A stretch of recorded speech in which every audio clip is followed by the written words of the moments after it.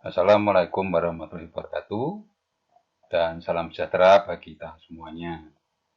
Pada hari ini kita akan bersama-sama membahas tentang kemiringan, keruncingan, distribusi data, dan angka indeks pada pertemuan yang keempat ini. Nah, kemiringan distribusi data ini merupakan derajat atau ukuran dari ketidaksimetrisan atau asimetris suatu distribusi data. Nah, kemiringan distribusi data ini terdapat 3 jenis.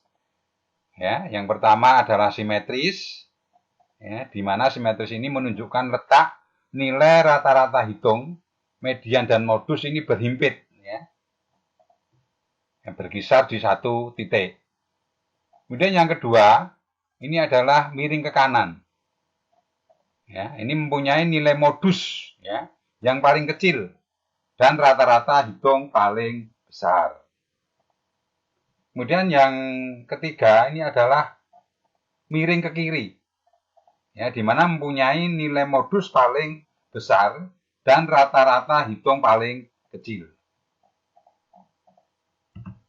Nah, ini gambaran kaitannya dengan grafik, ya, distribusi kemiringan, ya, di mana kalau nanti modus, ya, median sama rata-rata hitung sama atau hampir mirip atau hampir berhimpit, maka ini adalah simetris. Nah, ini kalau modusnya itu paling kecil, kemudian rata-rata hitungnya paling besar, maka ini adalah apa? Miring ke kanan. Nah, kalau modusnya paling besar, ya, kemudian rata-rata hitungnya paling kecil, ya, maka ini adalah distribusi yang miring ke kiri. Nah, ini rumus untuk menghitung kaitannya dengan derajat kemiringan distribusi. Ya, disimbolkan dengan alfa 3 di sini.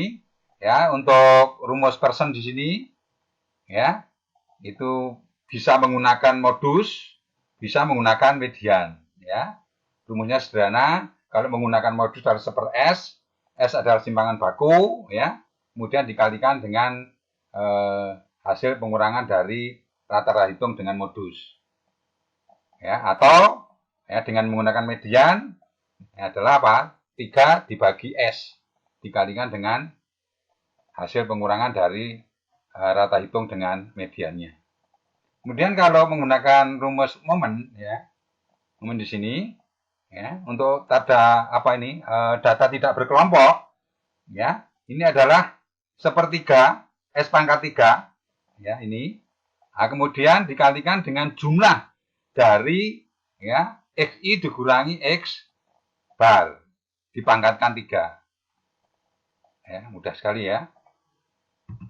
Nah, kemudian untuk data berkelompok, ya, tinggal memasukkan di sini kaitannya dengan frekuensi FI-nya di sini, ya, seperti biasanya pada pertemuan sebelumnya. Nah, kemudian ini adalah kaitannya dengan nilai titik tengah kelas I.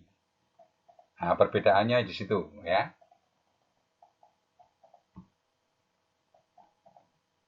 Oke, untuk kaitannya dengan hasilnya nanti, ya, hasil dari distribusinya, ya, jadi kalau nanti itu alfa 3-nya ini sama dengan 0, ya, maka ini distribusi simetri. Kemudian kalau alfa 3 ini lebih kecil dari 0, ini adalah miring ke kiri. Jadi kalau lebih besar, ini adalah miring ke kanan, ya. Nah, mohon dicermati untuk menentukan kaitannya dengan jenis distribusinya, ya, berdasarkan hasil daripada derajat kemiringan atau alfa 3-nya, ya. Nah, kalau untuk rumus Bosley di sini, ya, Bosley di sini, ya, rumusnya adalah menggunakan kuartil, ya, menggunakan kuartil. Dan ini sudah dipelajari untuk menentukan kuartil 1, kuartil 2, kuartil 3, dan seterusnya, ya. Di sini dibutuhkan kuartil 1, kuartil 2, kuartil 3. Nah, nanti dipelajari lagi untuk menentukan kuartil 1, 2 maupun 3. Ya, rumusnya seperti ini. Ya. Nah, kemudian, ya, untuk menentukan kemiringannya, ya, nanti kalau misalnya ini Q3 min Q2, ya, ini sama dengan Q2 min Q1, Ya, sehingga kalau nanti ini kita masukkan ya di dalam rumus itu, maka akan diperoleh bahwa apa? Q3 ditambah Q1 dikurangi 2 Q2. Ini nanti akan sama dengan 0. Ya. Silakan disubstitusikan. Nah, sehingga ini nanti apa? Simetris. Ya, karena apa? Alfanya 0 sini ya. Alfanya 0. Simetris. Nah, sebaliknya jika distribusi miring ya, maka ada dua kemungkinan, yaitu Q1 sama dengan Q2 atau Q2 sama dengan Q3. Nah, jika nanti itu Q1 sama dengan Q2, jadi kalau Anda substitusikan ke dalam rumus ini, ya, Bowley ini, ya, maka nanti akan diperoleh bahwa alfanya adalah 1. Ya, 1. Nah, berarti lebih besar dari 0. Ya. Nah, kemudian untuk Q2, jika Q2 sama dengan Q3, ya, maka nanti Anda substitusikan ke dalam rumus ini, ya, maka nanti diperoleh hasilnya adalah min 1. Ya, alfa 3 lebih kecil dari 0, ya, sehingga miring ke kiri. Ya. Udah ini ya. Nah, kemudian kaitannya dengan pengertian keruncingan distribusi data. Ya. Nah, ini merupakan derajat atau ukuran tinggi rendahnya puncak suatu distribusi data terhadap distribusi normalnya data. Nah, keruncingan distribusi data ini disebut juga kurtosis, ya. Keruncingan adalah kurtosis. Ada 3 jenis derajat keruncingan. Yaitu yang pertama adalah apa? Leptokurtis, atau ada juga buku yang menyebutkan leptokurtik gitu ya. Nah, ini hanya istilah saja. Maksudnya sama ya. Yaitu distribusi data yang puncaknya relatif tinggi. Ya, kemudian mesokurtis, ini adalah distribusi data yang puncaknya normal. Nah, kemudian yang ketiga, ini adalah platikurtis. Ini distribusi data yang puncaknya ini terlalu rendah dan terlalu mendatar. Nah, kalau kita berikan untuk kaitannya dengan grafik derajat keruncingan distribusi data, maka gambarnya seperti ini. Ya. Nah, ini kalau kita akumulasikan gambarnya ya, Anda perhatikan untuk leptokurtis ini paling tinggi, kemudian meso ini yang tengah-tengah, kemudian yang platikurtis ini adalah yang paling rendah, paling bawah. Ya. Nah, kemudian untuk derajat keruncingan distribusi data atau disingkat dengan alfa 4 ini dapat dihitung berdasarkan rumus sebagai berikut. Jadi kalau untuk data tidak berkelompok itu rumusnya adalah ini, ya. Seper ya n s pangkat 4 ya, simpangan baku pangkat 4, kemudian dikalikan dengan hasil penjumlahan dari xi dikurangi dengan x bar dipangkatkan 4. Ya, dijumlahkan dulu gitu ya, dipangkatkan 4 kemudian baru dijumlahkan ya. Itu untuk yang tidak berkelompok. Nah, untuk yang berkelompok sama konsepnya, tinggal memasukkan kaitannya dengan frekuensinya di sini apa jumlahnya, jumlah data masing-masing intervalnya itu ya, sama kira-kira ya. Nah, kemudian untuk kaitannya dengan apa simbol-simbol ini maksudnya apa, silahkan nanti diperdalam lagi. Nah, kemudian hasil kesimpulannya ya ini berbeda dengan yang sebelumnya ya. Kalau tadi itu dibandingkan dengan 0 ya, nah ini adalah kaitannya dengan 3. Jadi kalau alfa 4 sama dengan 3 itu merupakan distribusi keruncingan data disebut dengan mesokurtis. Ini yang normal tadi. Kalau lebih besar dari 3, distribusi keruncingan data disebut dengan leptokurtis. Ya, kalau lebih kecil dari 3, ini disebut dengan platikurtis. Ya, yang paling rendah tadi. Nah, ini untuk kaitannya menentukan kaitannya dengan keruncingan. Ya. Nah, kemudian seperti biasanya Anda bisa melakukan kaitannya dengan apa pengolahan data tadi itu dengan menggunakan fasilitas Excel ya. sebelum kita menggunakan SPSS atau alat analisis yang lainnya ya. Saya kira tidak terlalu susah ya. Anda tinggal kalau Anda menggunakan 2003 ya silakan fasilitasnya ini ya. Nah, biasanya nanti kalau belum pernah digunakan itu mungkin untuk data analisis ini tidak ada ya. Nah, ini nanti Anda bisa menggunakan add-in ya. Anda munculkan add-in di custom, kemudian Anda pilih yang data analisis, kemudian akan muncul di text bar yang di atas ya. Ini mudah ya. Untuk yang 2007-2010 ya silakan, atau yang lebih tinggi silakan menyesuaikan gitu ya. Nah, nanti kalau kita olah ya, misalnya kita punya data nilai kuis seperti ini yang di tatap muka sebelumnya juga ada, ya maka nanti kalau kita olah dengan data deskriptif ya, statistik deskripsi ya, maka kita akan memperoleh otomatis ini ya. Nah, nanti tolong dipelajari untuk langkah-langkahnya tadi itu dicoba ya, kemudian nanti hasilnya akan seperti ini ya.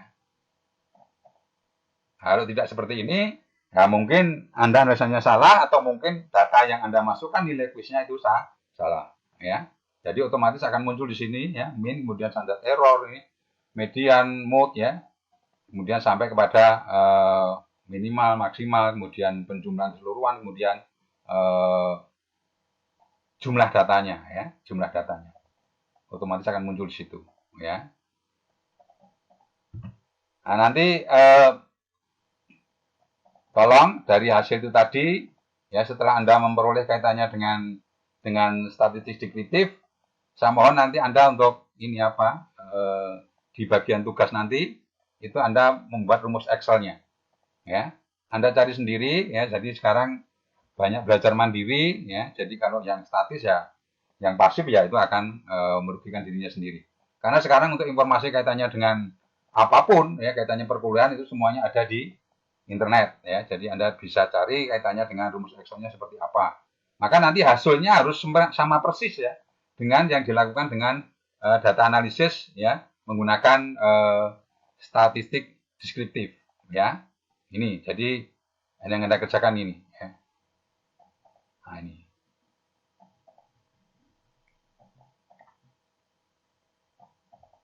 pasti bisa ya, pasti bisa. Nah, kemudian kita lanjutkan untuk pengertian angka indeks ya. Nah, ini adalah suatu angka yang dibuat sedemikian rupa sehingga dapat digunakan untuk melakukan perbandingan antara kegiatan yang sama ya. Contohnya produksi ekspor ya, hasil penjualan, jumlah uang beredar ya, harga indeks yang lainnya ya. Jadi sering kita lihat di televisi ya, dalam dua waktu yang berbeda ya. Nih. Nah, di dalam membuat angka indeks ini diperlukan dua macam waktu. Yang pertama adalah apa? Waktu dasar. Ya, waktu dasar atau base period ya. Yaitu waktu di mana suatu kegiatan atau kejadian dipergunakan untuk dasar perbandingan. Ya, dasar perbandingan. Itu simbolnya adalah menggunakan indeks 0 gitu ya. Nih. Nah, kemudian yang kedua, ini adalah waktu yang bersangkutan ya, atau sedang berjalan. Ya, current period. Ya, yaitu suatu waktu di mana kegiatan akan diperbandingkan terhadap kegiatan pada waktu dasar. Jadi nanti akan dibandingkan dengan waktu dasar atau base period ya. Ini simbolnya adalah T ya. Tadi ini sambilnya adalah 0 ya. Karena waktu dasar. Nah, kemudian ada aturannya untuk kaitannya dengan pemilihan tahun dasar. Ya.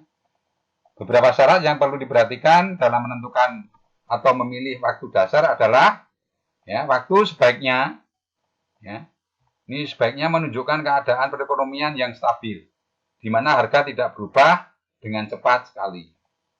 Ya, itu merupakan syarat pertama. Kemudian yang berikutnya, waktu sebaiknya diusahakan paling lama 10 tahun. Ya, lebih baik lagi kalau kurang dari 5 tahun. Ya. Nah, kemudian yang ketiga adalah waktu di mana terjadi peristiwa penting. Ya. misalnya pemilu, ya, atau yang lainnya. Ya. Jadi merupakan peristiwa penting atau bencana alam dan sebagainya, gitu ya. Kemudian yang keempat, ini adalah waktu di mana tersedia data untuk keperluan pertimbangan. Ya, hal ini tergantung pada tersedianya biaya untuk penelitian. Nah, ini kalau kaitannya dengan penelitian nanti tergantung dari jenis penelitiannya, kemudian juga biaya yang dibutuhkan di sana. Kaitannya dengan collecting data atau pengumpulan data. Ya. Nah, kemudian tentang indeks tidak tertimbang. Ya. Nah, indeks harga relatif sederhana ini adalah indeks yang terdiri dari satu macam barang. Jadi relatif sederhana ini adalah satu macam barang. Diperhatikan sini ya, satu macam barang.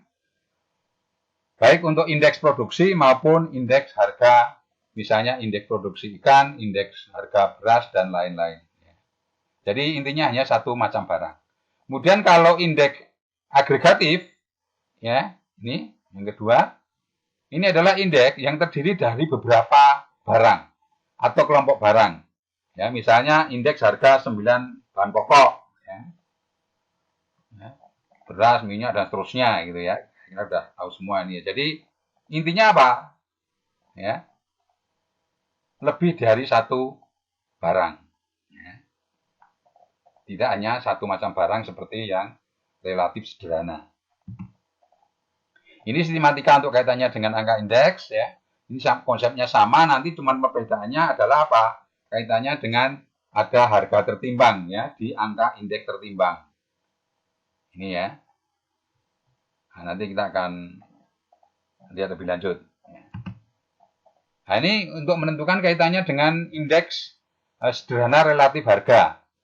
Ya. Sama dengan ini ya. P ini adalah price ya, bukan produk ya, price ya. Harga ya, ini current period ya, ini adalah base period. Ya, mengacu daripada price atau harganya ya. Ini. Saya kira mudah sekali ya. Kemudian angka indeks sederhana relatif kuantitas ya. Ini tinggal ganti kaitannya dengan variabel price tadi diganti dengan quantity ya. Jadi Q T dibagi dengan Q0. Ya, saya kira tidak terlalu susah ya. Nah, tidak perlu dipraktikkan, ini mudah sekali ya. Jadi nanti justru saya tugaskan untuk menentukan ya nilai angka indeks yang kita bahas. Nah, kemudian untuk angka indeks sederhana ya, harga agregatif ya. Nah, ini tinggal menjumlahkan ya, kaitannya dengan apa? Harga pada current period ya dibagi dengan jumlah daripada apa? Harga base period ya. Ini bedanya cuma dijumlahkan gitu ya. Seluruh barang ya. Ini konsepnya sama untuk kaitannya dengan kuantitas agregatif, ini adalah nanti mengacu kepada quantity ya. Jadi jumlah dari seluruh barang situ. Di current period ya dengan base period ya, dibagi. Ya. Nah, kemudian angka indeks sederhana harga rata-rata relatif ya. Ini rumusnya tinggal masukkan sama ya. Ini tinggal dibagi dengan jumlah barangnya. N sini adalah jumlah barangnya. Ya. Jumlah barangnya. Saya kira tidak terlalu susah ya. Nah, kemudian untuk kuantitas rata-rata relatif ya. Ini sama konsepnya, tinggal price ya diganti dengan yang quantity ya. Saya kira sama untuk jumlahnya barang ya. Nah, ini keterangan ya, tolong nanti dibaca, dipahami sendiri. Mahasiswa harus berusaha untuk memahami segala sesuatu yang dibaca gitu ya. Kalau nanti kesulitan ya boleh di sharing atau mungkin boleh tanya ke saya. Nah, ini untuk yang indeks tertimbang, tadi tidak terimbang ya. Nah, ini untuk indeks tertimbang, yang pertama adalah indeks harga agregatif untuk tertimbang untuk indeks dari Las Perez ya. Las Perez ini. Nah, kita perhatikan di sini ya. Tertimbangnya adalah untuk Las Perez adalah apa? Ini adalah untuk kuantitinya. Ya. Ini nolnya ini ya. Nah, ini. Nah, perlu diperhatikan tuh ya. Nanti kalau rumusnya banyak memang susah menghafal, maka harus pinter-pinternya untuk memegang kunci ya. Ini rumus dari indeks Las Perez itu seperti apa ya. Acuan tertimbangnya adalah kuantitinya di situ. Nah, kalau untuk yang fase di sini ya, Anda perhatikan ini pada apa? Kuantiti pada base period. Tapi kalau yang fase di sini adalah kaitannya dengan current period ya, ini. Nah, bedanya di situ ya. Jadi untuk Las Perez ini mengacu kepada kuantiti untuk base period, kalau PC ini adalah current period.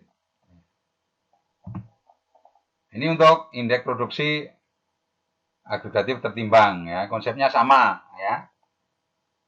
Nah, cuman acuannya ini adalah kaitannya dengan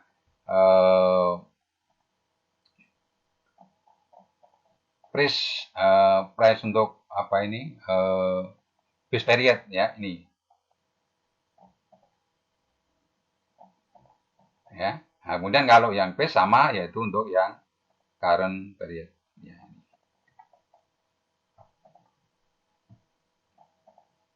Nah, tolong nanti untuk mudah menghafalkannya dicari strateginya sendiri ya. Nah, ini adalah variasi dari indeks harga tertimbang ya.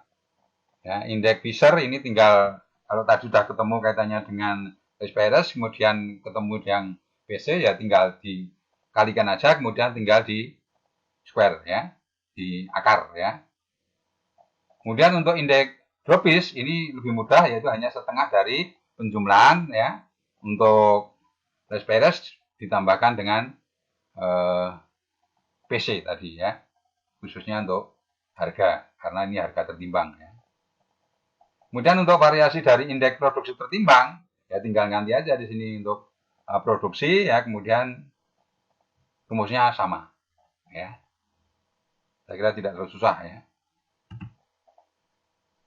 Nah, nanti di tugas ya, sesuai dengan materinya disajikan data seperti ini ya, tabel seperti ini ya.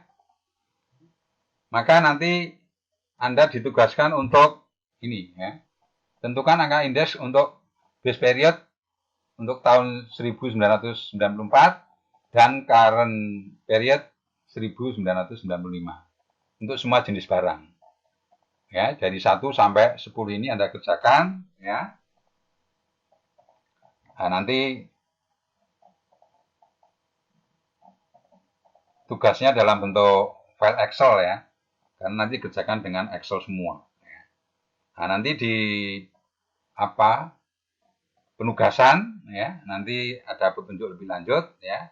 Anda harus menggunakan apa toolnya, kemudian harus dikirim kemana, nanti ada petunjuknya di sana. Jadi sekali lagi mohon untuk terbiasa dengan belajar mandiri karena Anda sudah di zaman terbuka, semua jawaban ada di tangan Anda. Tinggal tangan Anda mau bekerja apa tidak, ya.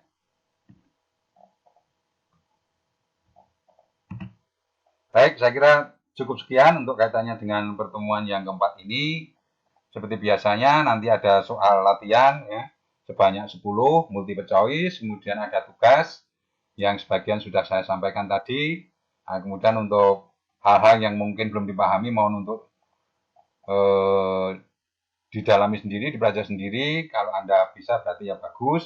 Kalau terpaksanya tidak bisa silakan sharing dengan temannya. Kalau terpaksanya tidak bisa juga silakan japri ke saya untuk kita diskusikan. Saya kira demikian. Cukup sekian pertemuan yang keempat ini. Ada kurang lebihnya saya mohon maaf. Wassalamualaikum warahmatullahi wabarakatuh.